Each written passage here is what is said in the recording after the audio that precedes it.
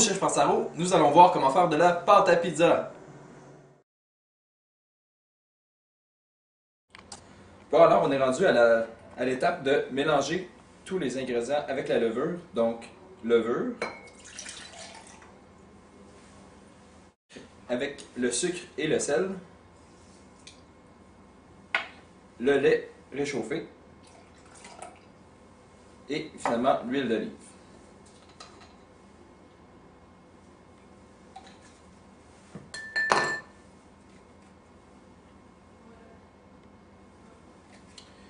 Il ne reste plus qu'à mélanger.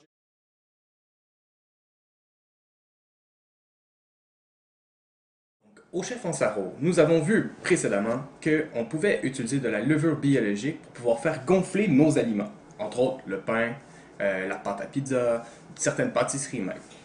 Maintenant, pourquoi est-ce que la levure biologique permet de faire gonfler ces aliments? Premièrement, nous devons aller dans la chimie. Plutôt la biochimie, puisque comme nous allons voir, la levure, c'est un organisme vivant. Cet organisme vivant-là, lorsqu'il est en présence d'eau, il est capable de manger les molécules de sucre. Il va les briser en plus petits morceaux. Lorsqu'une molécule est brisée en plus petits morceaux, on dit qu'il y a réaction chimique. Lorsqu'il y a réaction chimique, les réactifs de départ vont se transformer en produits finaux. Dans le cas de la levure biologique, le produit final sera de l'alcool et du CO2.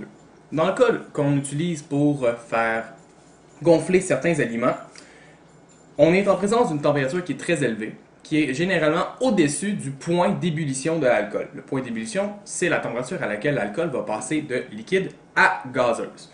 Donc si on est au-dessus des quelques 70 degrés Celsius, l'alcool s'évapore et l'alcool ne sera plus présent dans notre produit final comme notre pain ou notre pâte à pizza. Par contre, qu'est-ce qu'il reste? Le CO2.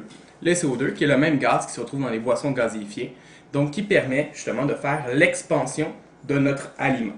Ici un petit schéma, une petite levure qui mange du sucre parce qu'elle a bien été activée grâce à son eau. Et à la fin, qu'est-ce qui se passe? Bien, la levure expulse du CO2 comme si c'était de petits pets, de petits gaz. Nous sommes maintenant rendus à l'étape de mélanger la farine et le mélange de levure. Donc, première étape, on met les ingrédients secs en premier. Deuxième étape, on met le mélange de levure qui a reposé une bonne dizaine de minutes.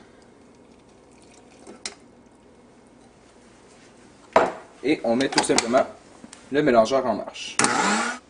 Donc, comme vous pouvez le voir, le mélange est un peu trop sec, donc on va rajouter un peu de liquide au mélange.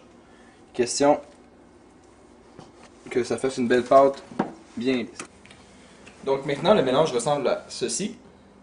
On voit que ça forme des petites boules de pâte disparates. Maintenant, on est rendu à l'étape du pétrissage. Donc pour pétrir, on met la pâte ici et on fait une espèce de boule et on essaie de répéter toujours le même mouvement. Si la pâte est trop sec, comme je vous l'ai dit tout à l'heure, on peut rajouter un petit peu d'eau, mais faites attention de ne pas trop en rajouter pour pas que la pâte devienne trop collante.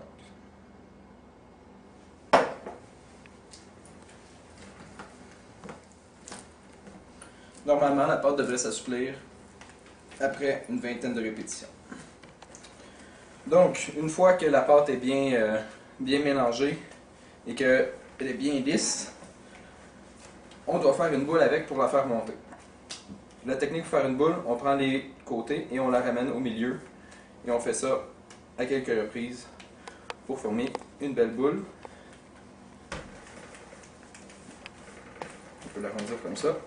Ensuite, on la met dans le plat et on recouvre d'un linge humide.